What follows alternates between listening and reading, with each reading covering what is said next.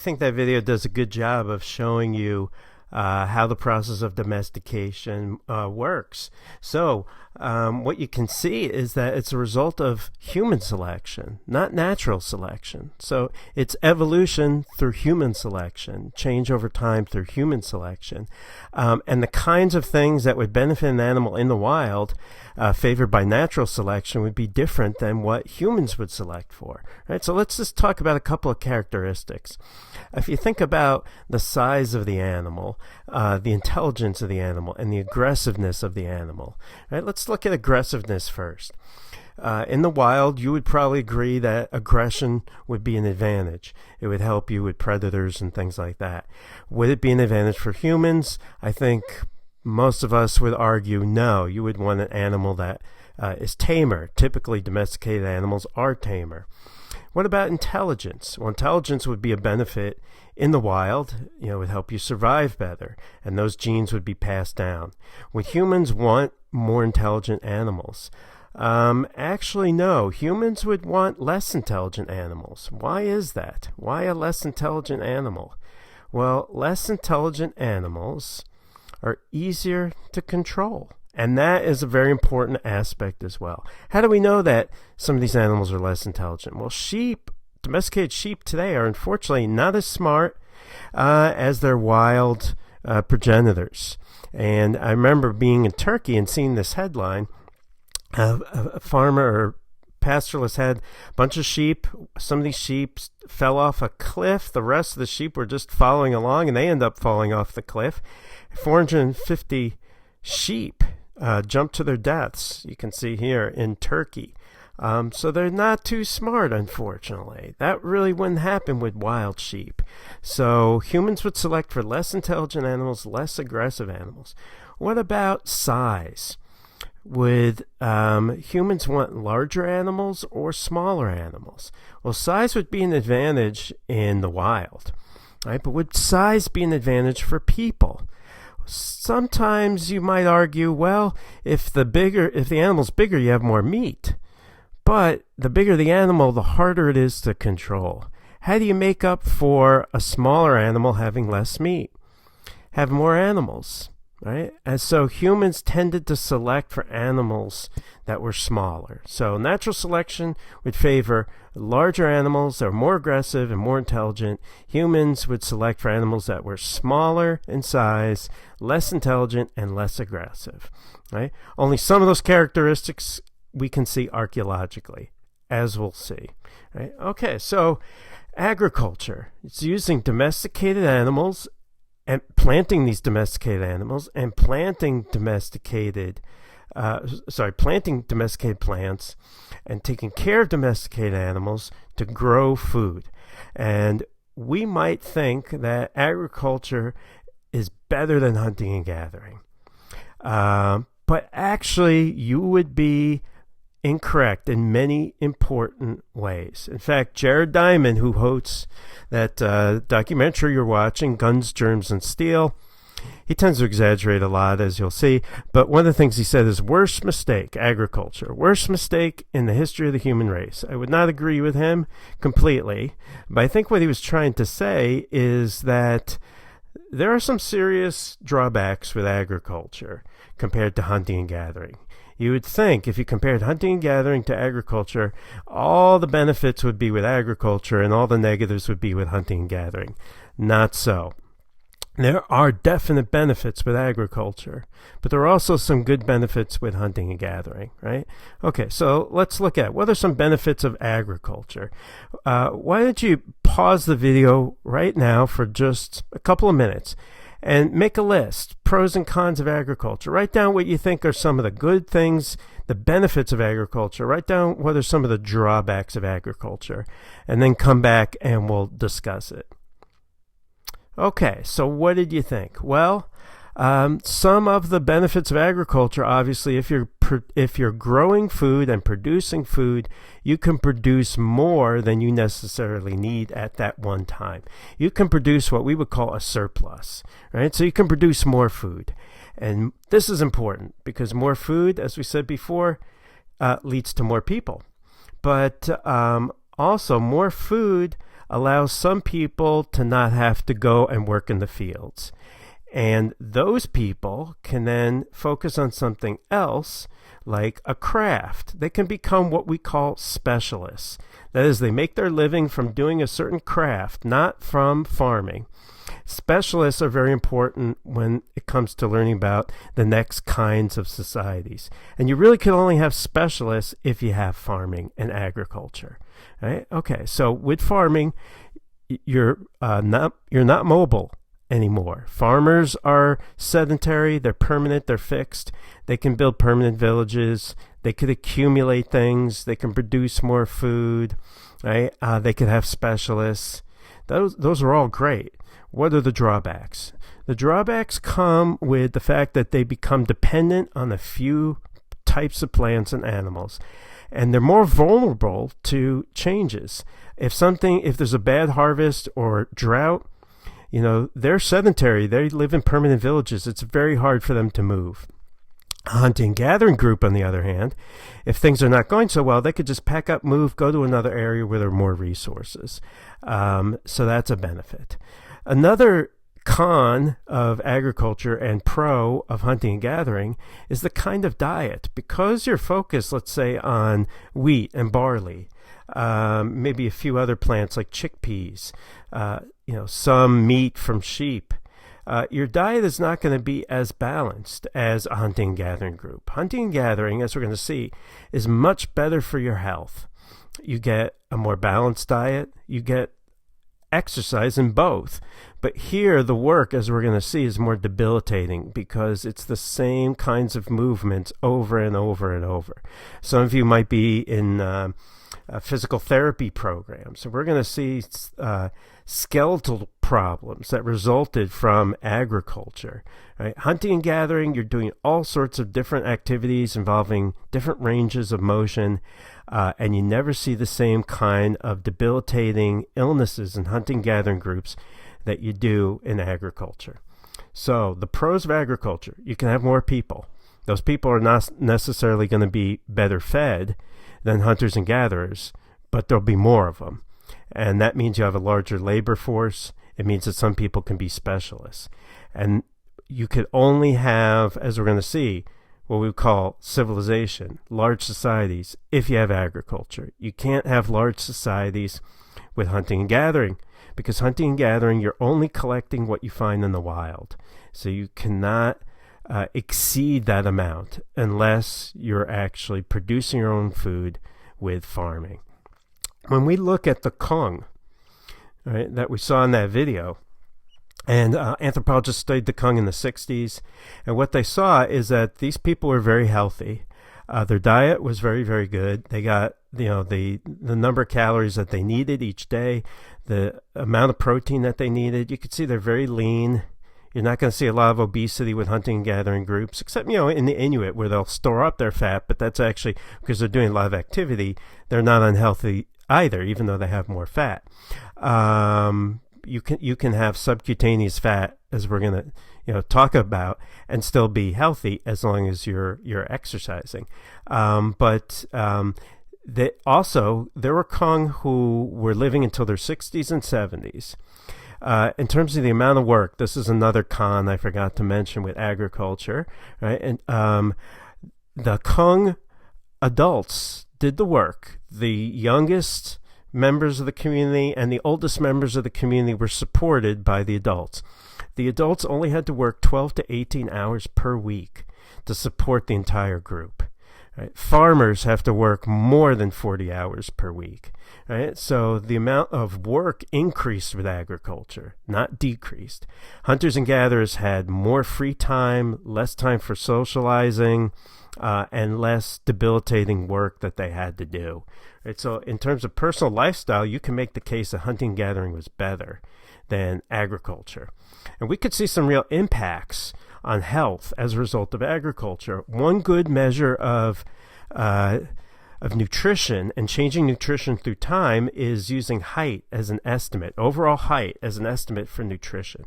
What we see is that during hunting and gathering times, average height for men is 5'10". Right? With agriculture, it shrinks down, as you can see, to 5.3.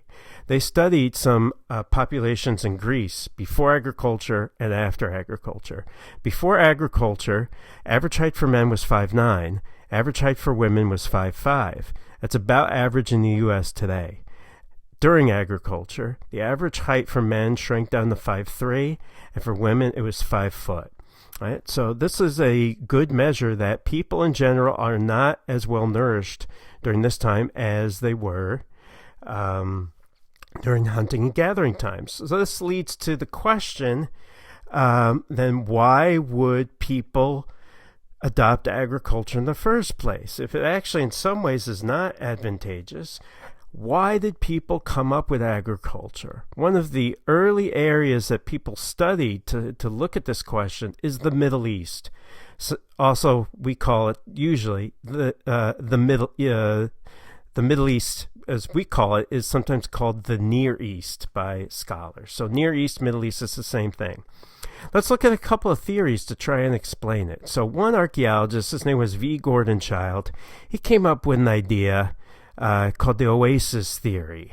And he was kind of an armchair archaeologist. You could see him sitting in his armchair. That is, he did most of his writing and thinking from his office, did a little less field work than some other people. But his idea is really what we would call kind of a push model. People were forced to domesticate plants and animals, right? Changing circumstances forced them to do it. So according to his hypothesis, everything was great during hunting and gathering times. Then the climate dried out. People moved to small oases where there was water in order to survive. Because they were surrounded by desert, they couldn't just expand everywhere. But as they lived in the oases, their population grew. And because their population grew, put a stress on the food resource. So in order to deal with that, they had to figure out a way to make the food more productive. And they, over time, developed domesticated plants and domesticated animals. Right? So according to his idea, the earliest agriculture would be found in these kind of oases areas, and people domesticate plants and animals because they were forced to. Well, is there an alternative? Right? This is kind of a push model. Can you think of, let's say, what we might call a pull model? Can you think of a model that focuses not on people being forced to domesticate plants and animals, but maybe they domesticate plants and animals for another reason? This is an idea that was come up by an archaeologist named Robert Braidwood, right? So rather than people being forced to do it, people are doing it because they just got better at technology over time. So his idea is that people weren't forced to do it, but people are naturally curious and they experiment with things.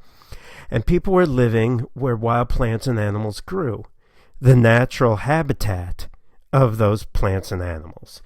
And they just start experimenting. They selectively breed some of these plants and animals. Over time, they develop agriculture, right? And they realize the benefits, and it continues from that point, right? So he was an early archaeologist to do what we call the new archaeology in the Middle East. So this was his hypothesis, and he went to Iraq to test it. He found an area of Iraq, northern Iraq, where there was wild wheat, wild barley, wild goats. And he's like, this is the perfect area to test my hypothesis because this is where these wild plants and animals live. I'm going to look for an agricultural village here. He found an agricultural village in that area. So based on what he found, he thought that he had supported his hypothesis. As we look at the archaeological evidence now, what we're going to see is that those two models are not entirely correct, but they're not entirely wrong either. There's bits and pieces where they were both correct and incorrect, as we'll see. There's been enough archaeological work in the Middle East that we have an idea of how agriculture started. So this area, the Middle East, also called the Near East, also called the Fertile Crescent, right? You've probably heard this expression before. This is talking about this specific area that is not in the desert in the Middle East that does get rainfall, where it was possible to grow plants and animals, where wild wheat, wild barley, wild goats, wild sheep, wild cattle existed, right? All right, so let's look at the kinds of people that lived in this eastern part of the Mediterranean, the area that's now Israel, Jordan, Syria, during the Holocene, during the beginning of the Holocene. This is the middle part of the lithics, right? The Middle Lithic. It's the Mesolithic. What was the lifestyle people like at that time? Well, the people living in this area at that time are called the Natufian culture. Why the Natufian culture? As you're going to see, archaeologists are not very creative when it comes to naming things. Typically, cultures are named after the very first site that they're found. And the Natufian culture was actually found by a pioneering female archaeologist in the 20s and 30s, Dorothy Garrod. She found this culture first at a site called Natuf.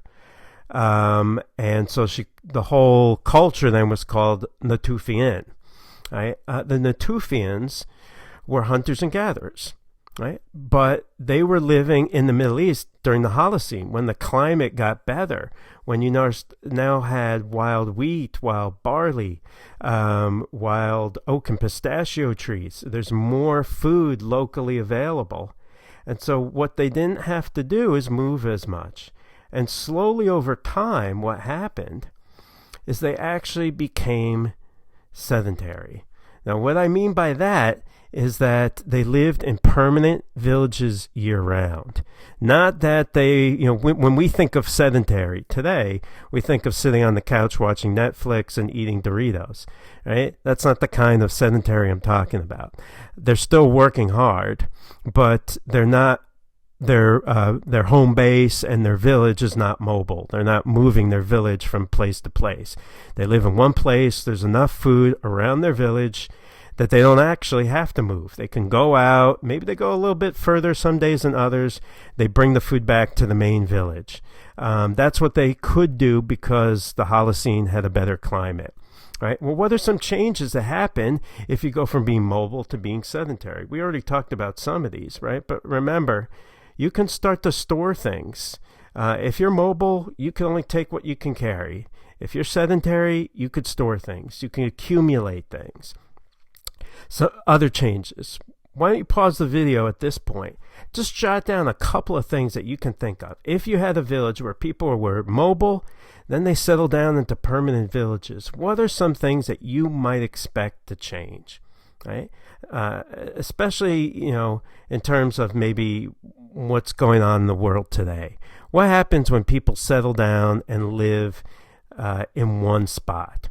Right? Okay, so pause it right now and come back after you've come up with a couple of ideas. Okay, so hopefully you came up with a few things. If you settle down, right, your population is going to grow. If there's enough food locally available, you can use it to support your population. If you're not moving around, your group size can get bigger. Right? Okay, other things that might happen. Well, you might get so big that you might put some strain on the environment. That's another thing. If you get bigger, you also have to figure out a way of resolving conflict. But what else is going to accumulate besides people in the village? As you live there, and you hoard things, you're not going to maybe hoard so much, but, every day you're doing certain amounts of things. You're living, you're eating, you're defecating, you're throwing out your trash. And your trash is going to start to accumulate. And you're going to live in the same village. That trash is just going to build up. And you're living in more close proximity to people. So disease will probably increase. And your trash will attract rodents who will also spread disease to that community, right? So that is a potential problem that you might have in becoming sedentary, right? But in general, if you're sedentary, your population starts to increase. Okay, if we had an archaeological site, how could we tell that people were sedentary in that archaeological site, that village was a year-round village and not a seasonal village? Again, why don't you pause the video for just couple of minutes and write down maybe one or two things that would, if you were an archaeologist, would tell you that a village was permanent. Okay, so hopefully you came up with something, but there are a couple of ways that you could tell this. One, from the types of houses. Would you have a temporary house or more permanent house? If they were living there all year round, you'd have permanent houses that would be made out of stone, and you put more investment into building the house. You would have storage, because now you can actually store things. You would have accumulation of things. You would have maybe more garbage piling up. This is all evidence for sedentism. So in the Natufian sites, what they see is that at the beginning of the Natufian, you have mobile hunters and gatherers.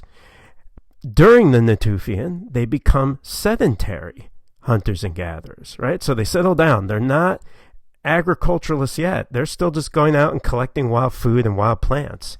But they live in permanent villages. So you see permanent houses, right? Here are the foundations for a house. You find storage in the houses. You find, believe it or not, the bones of mice in the trash in these villages. The trash is accumulating and it's attracting rodents. Archaeologists actually found mice bones in the trash. Because they're living there year after year after year, if a house collapses, they build a new house right on top of it. So this is the foundation for one house. They abandon it. They build a foundation for a new house on top of it. They find big stone mortars and pestles for processing plants. And you're not going to see that with a hunting-gathering group, because that's a big, heavy piece of stone. You're not going to carry that with you, but you can keep it in your permanent village. You start getting burials of people nearby. So this is in this pit of a burial, they actually found also a puppy buried with this person. Right? So you've got permanent houses, storage, mortars and pestles and stones, and burials. You've got the accumulation of more wealth kinds of items as well, right? And this sets the stage for agriculture. How? What happens at this point? Well, at this point, right, during the Natufian period, right, you can see the hunters and gatherers settle down. Paleolithic was not so good, but for about 1,000 years, you had a warm, wet climate, and the Natufians decide to settle down. Around 9000 BC, for about 700 years, the climate gets a little worse. Right? So it's great for 2,000 years. But then there's a cold snap and there's less rainfall. If there's less rainfall, there's going to be less wild wheat. There's going to be fewer animals. There's going to be less resources available. Right? And so this puts pressure on people. They've been sedentary. Their villages have grown. They've become dependent on wild wheat, wild barley, wild chickpeas, gazelle, deer, antelope, sheep, goat. Now the food is going down. What could they do as a result? Well, we're going to stop here. Again, try and write down a couple of things. What could people have done to deal with this climate crisis, this mini climate crisis? And we'll continue in the next video.